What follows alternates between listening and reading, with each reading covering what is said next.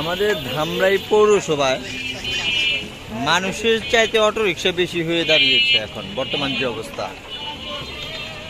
এত রিক্সা যে মানুষের চলাচলের জন্য রাস্তাটাই নেই।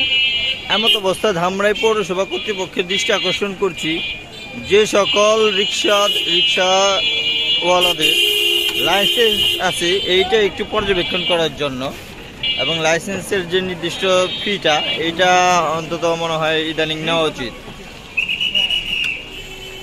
বাজান আপনার রিক্সা কোন জায়গার? রিক্সা আমরা কোন জায়গা বাসা করি আপনার? এই যে এই সাইডে আমি বাসা ভাড়া রিক্সার লাইসেন্স করছেন? রিক্সা অটো রিক্সা লাইসেন্স আছে। লাইসেন্স লাগাইনি? আচ্ছা, অটো রিক্সা বেশিরভাগ ক্ষেত্রে রিক্সা কোন জায়গায় লাইসেন্স আছে আপনি আমাকে একটু বোঝাবেন, আর কোন অটো ড্রাইভারের লাইসেন্স আছে আর কাগজপত্র আছে। অটো গাড়ি হারিয়ে গেলে কি পাওয়া যায়? এটা আপনি কোন সময় দেখছেন? এই যে কয়েকটা গাড়ি আমার সামনে হারিয়ে গেল, তাহলে কি পাইবো?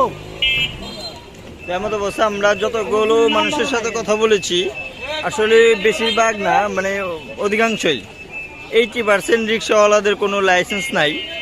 আমাদের ধামরাই পৌরসভা কর্তৃপক্ষ যারা রয়েছেন তাদেরকে বিশেষ দৃষ্টি আকর্ষণ করছে তাদের প্রতি, যেই অটোরিকশা লাইসেন্সের জন্য লাইসেন্সধারী রিক্সা যারা আছে তারা যেন ধামরাই পৌরসভার ভিতরে রিক্সা চালাইতে পারে, এবং লাইসেন্সবিহীন যারা আছে তাদেরকে সতর্ক করে লাইসেন্স করানোর জন্য বিশেষভাবে জোর দেওয়ার একটা অনুরোধ জানাচ্ছি। ধন্যবাদ।